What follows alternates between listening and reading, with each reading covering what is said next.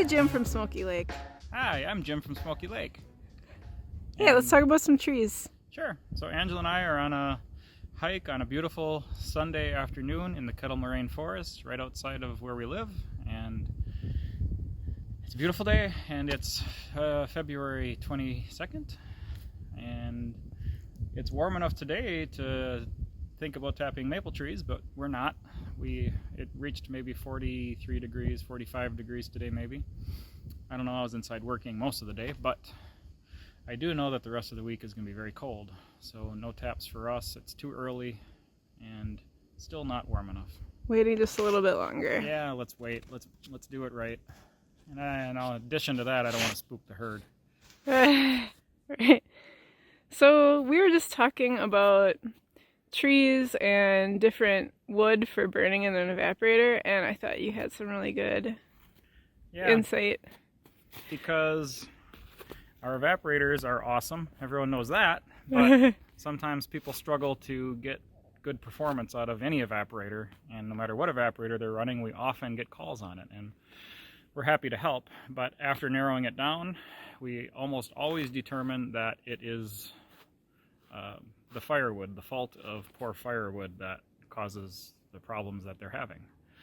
And it seems no matter how good they think the wood is, when we actually pin it down, when we actually talk through it and diagnose by what they're seeing in the firebox of the evaporator and by how they describe how the wood was treated from the time it was cut and stored and split and all of those factors, by the time we're done diagnosing, even if they thought it was prime firewood at the beginning of the conversation, it almost always turns out to be subpar firewood. When did they cut it? What species is it? If you cut an ash tree in the spring or early summer of the year and let it sit until the following spring when you're using it for maple wood, if you cut it that long ago and you split it fine and kept it under shelter where wind could blow through it, that is going to be good firewood. But if you treat a red oak that same way, no matter how fine you split it, you can split it into toothpicks. If you cut a dead red oak tree, that is still not going to be dry enough. I have cut dead oak trees that I've observed the time of death, where they shed their leaves in the middle of summer. I could tell you to within a couple of days the date that I considered it to be dead, and I measured the amount of time to be about 3 years that tree stood dead, and then I cut it and I split it, and it still took a solid 600 days for that red oak to be burnable in my wood stove. So depending on the species, different species take longer to dry. You bet. I've cut white oak. Not all wood's the same. I've cut white oak, a dead white oak, and split it and burned it in our wood stove that very day that I cut it. White oak is completely different than red oak. Maple, a small maple, and I don't know what causes a maple to sometimes shed its bark immediately after it dies, and sometimes it'll hold its bark for 2 years after it dies, but a maple tree that sheds its bark when it dies, typically within about a year, you can cut that and throw it in your wood stove too, depending on its size and its girth. But sometimes that maple holds its bark and it rots before you get around to cutting it, and it's almost no good at all. So let's play Name That Tree. Okay. Challenge me. How about this one? That one right there? Yeah. That's an ironwood tree. Oh, let's walk through the snow here.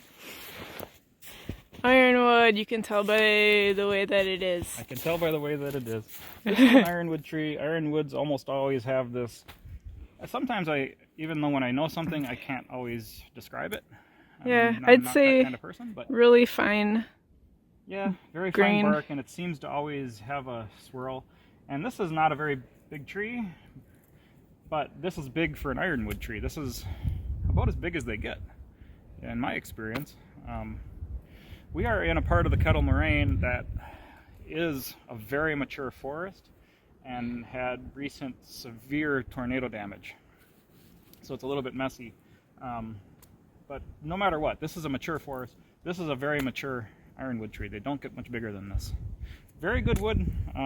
Super dense. Yeah, Ironwood stands are unusual in this part of Wisconsin, where you have a stand of forest that's primarily ironwood. I've only ever seen that once, and that was in a very remote part of the UP, where there was a lot of ironwood per amount of trees.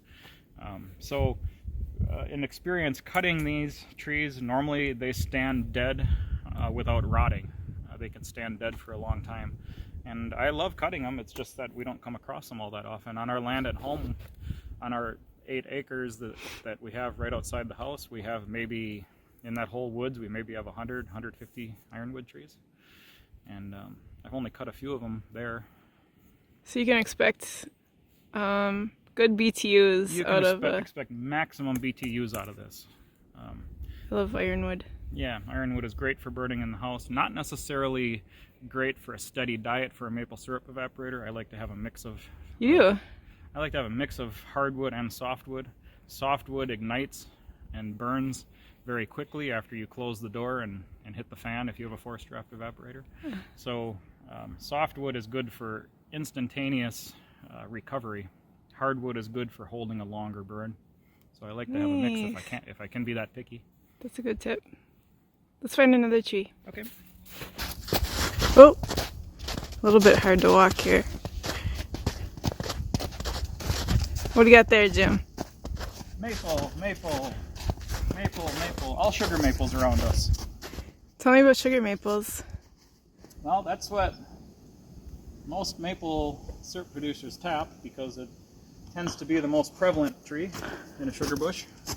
But I sure love tapping red maples too. You just have to watch them. Their buds come out earlier. But I've never found a red maple to be inferior in sap production or sugar content.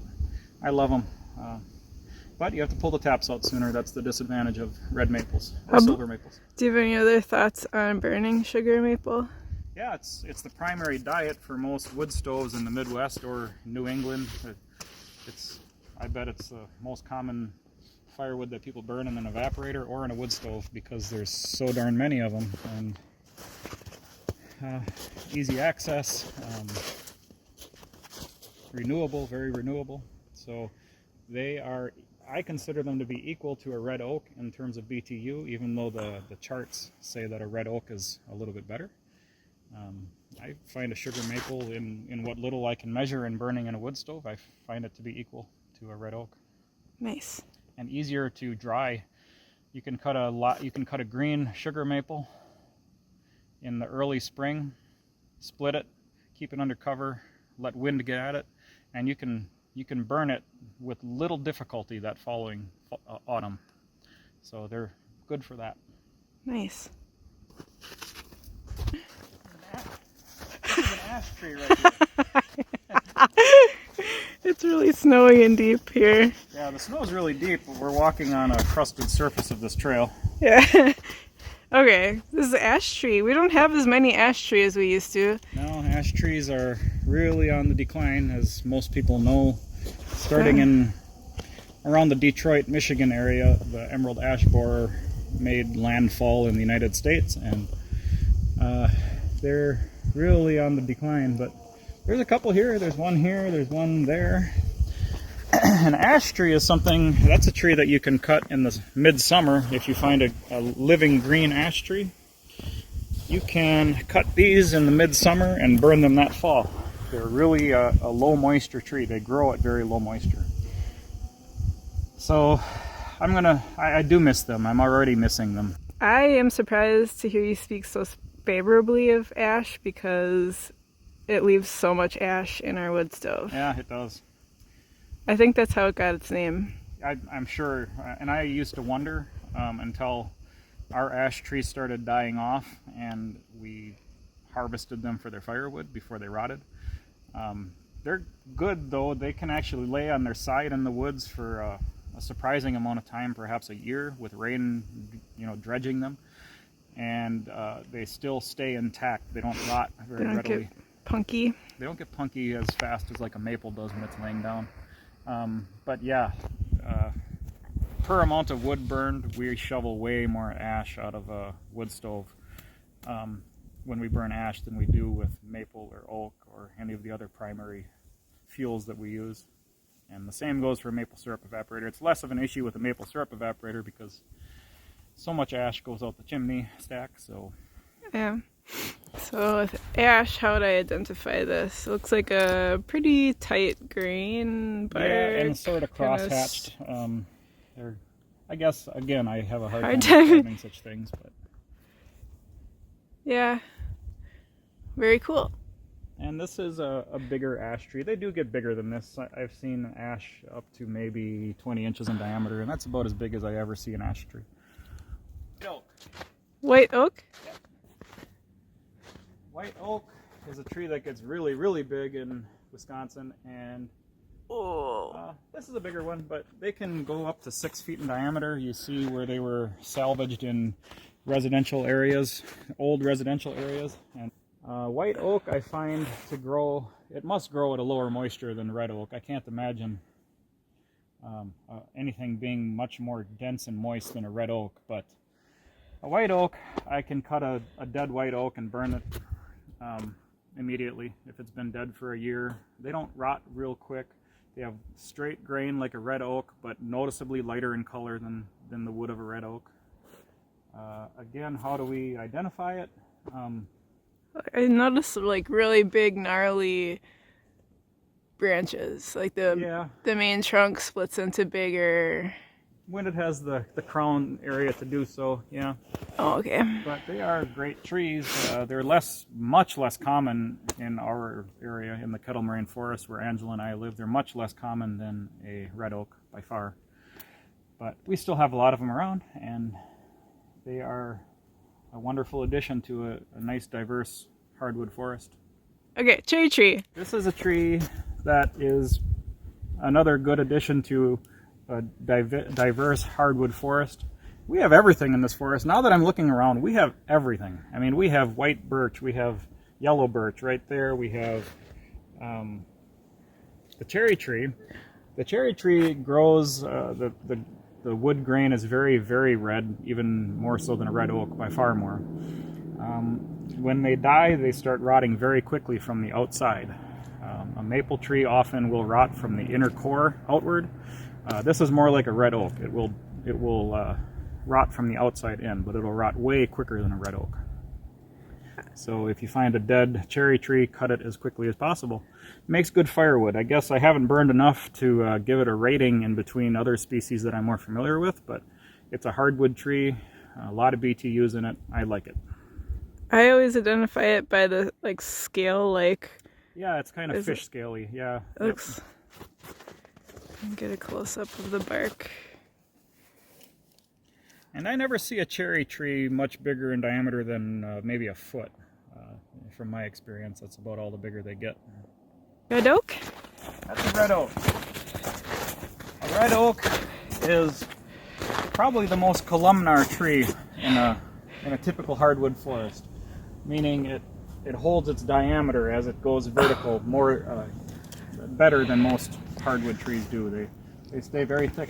And straight, straight, straight. Straight, straight, straight. Often very straight. When they can go straight, they're very straight.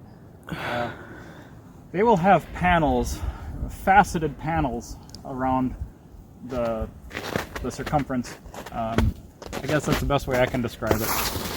Many facets. Facet, facet, facet, facet, facet. Very deep grooves. And yeah, typically pretty deep grooves. Red oak is, again, that's a tree that if you're going to use that for fuel, you better plan ahead. If you're using it for an evaporator or for a wood stove. For a wood stove, give it 2 years. For an evaporator, give it at least 2 years from the time you cut it. And it doesn't seem to matter if you cut it dead or alive because it holds its moisture when it's... I just cut a red oak, a big red oak on our land that was dead for about 2 years and 3 months. And after I cut it, it was not rotting at all yet, but there was water literally trickling out of the stem, the very inner core of the tree in a steady flow. It actually puddled at the base of the tree. There's so much moisture in them. And then after you split them, give them a solid 2 years under cover with wind exposure before you try using them in a wood stove. Go closer to 3 years if you're going to use it in an evaporator.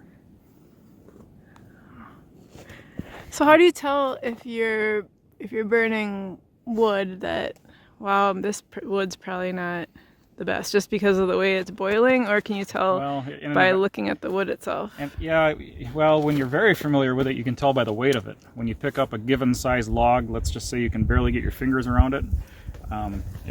If your fingers slip off as you try picking it up, no matter how hard you grip, it's a heavy log. That's something that comes with experience, though. There are moisture measuring devices you can use, which I've had varying degrees of effectiveness with. If it's hissing, if it's sizzling in the wood stove or in the evaporator, that means there's too much moisture.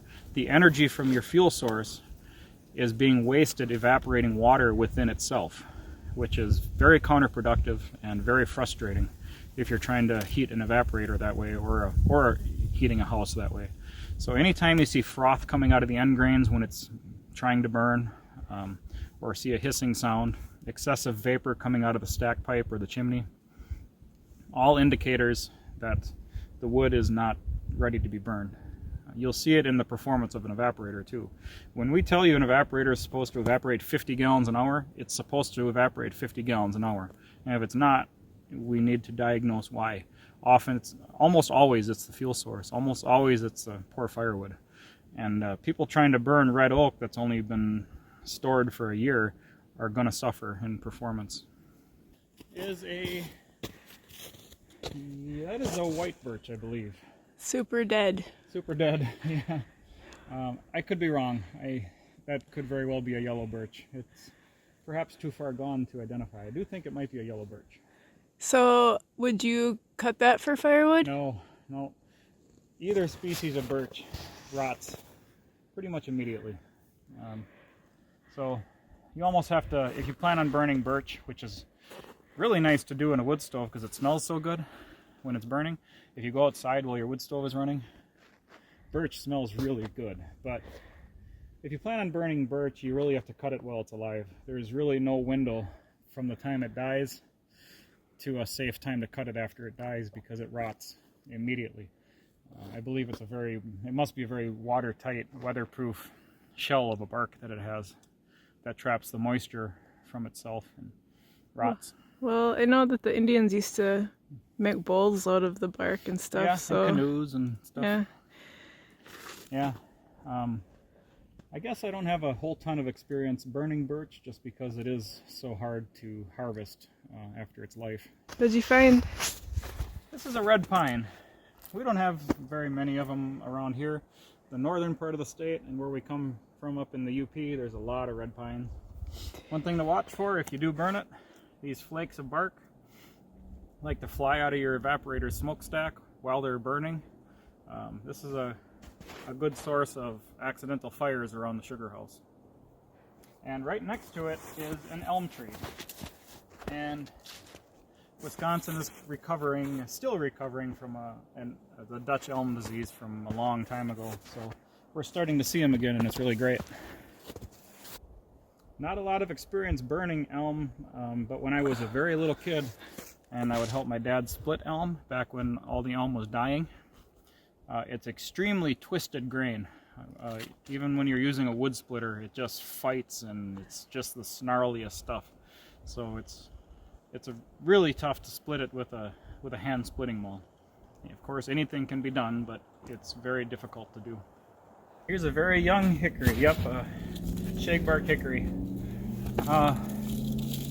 It's a very good fuel source. Very, very many BTUs in it. It's a very dense wood.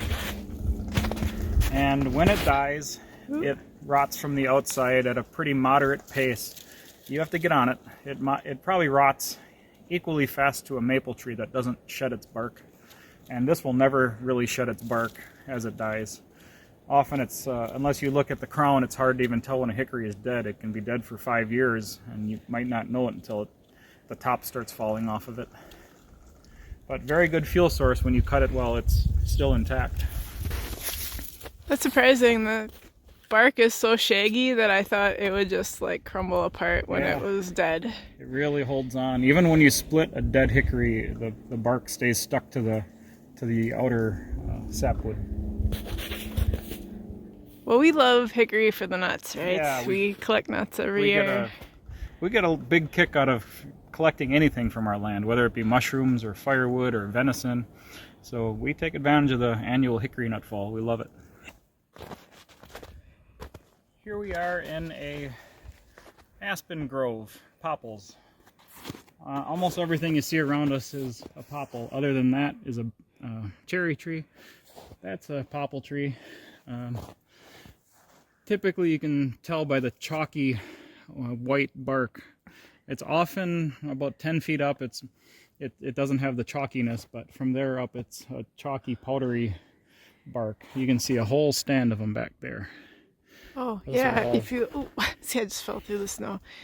Yeah. So, yeah, the bottom of it looks a lot like a maple. So, I would never tease a person who double tapped a popple. Yeah, yeah. I would. Jim will never let me forget the time. Well, I didn't look up. If you look up, then it's like a dead giveaway. Oh, duh, not a maple. Yeah, in her defense, I was watching and I looked over and I thought it was so cute. There were two bags hanging on a huge popple tree. And I think I was starting the evaporator or something. This was 12 or so years ago when we were up in the UP. But anyway, by the time I got around to picking on her, the bags were already removed. So she definitely caught it. I figured it out. I still thought it was cute. She is the cutest thing in maple. Whatever. No, she is the cutest thing in maple. I'm clipping this out. There could be a baby squirrel sitting on the limb of a maple tree. Angela is still the cutest thing in maple. Definitely. Jim, tell me about burning popple. Back on task. Yeah, here. It's a very lightweight wood. When it's growing, it has a very high sap content. If you cut boy, the owls are beautiful. If you cut a popple tree down in the spring, after about a week, you can peel the bark off perfectly. It separates from the wood. But it is very light, not a lot of BTUs, and if it stands dead for 2 months, it's going to be dozy and rotted.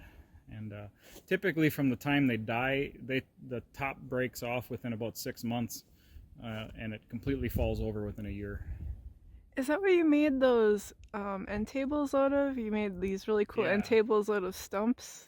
That's right. So back in the day, I cut down a huge popple tree while it was green and alive, and I let it sit for maybe a few weeks or so, and then I peeled the bark off.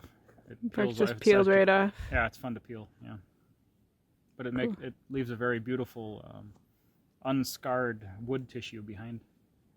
Yeah, those are really cool. Yeah, definitely a yellow birch. Yellow birch? This is a yellow birch.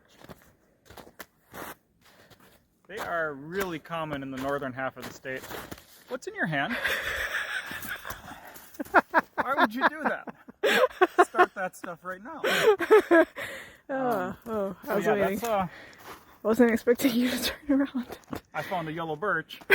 You got a snowball in your hand. This is a tree that rots immediately. It's rotting before it's fully dead. The moisture is trapped in the bark, and it's already rotting. It's already starting to topple over before it's fully dead. Drop it! Here's a basswood tree. One of the first trees to grow in a rejuvenating forest. Fast growing. This tree, even though it's over 2 feet in diameter at breast height, I bet it's only 15 years old. Very soft. It's technically a hardwood tree, but it's a very soft tree. Not a lot of BTUs stored in it. From the time it dies, you have maybe a year to harvest anything from it. Even if you harvest it at its prime, it's still never a very valuable fuel source. You're making me nervous with that snowball. Yeah, you should be nervous with the snowball. But do you want to get some detail here? Yeah. This is a tree that I have mistaken for a maple. Back in our early days, I tapped this. We didn't get any sap out of it. One thing to tell though, if the light was better, they have very thick branches. Even the finest branches are very, very thick on a basswood tree. But these are very commonly mixed in with your maple forest. Did you hear that? Early start from the owls. Yeah. That's one of our favorite things at night, is listening to the owls talk back and forth. Yeah, I wish we could see them. The sun is starting to set. It's a beautiful time of the day.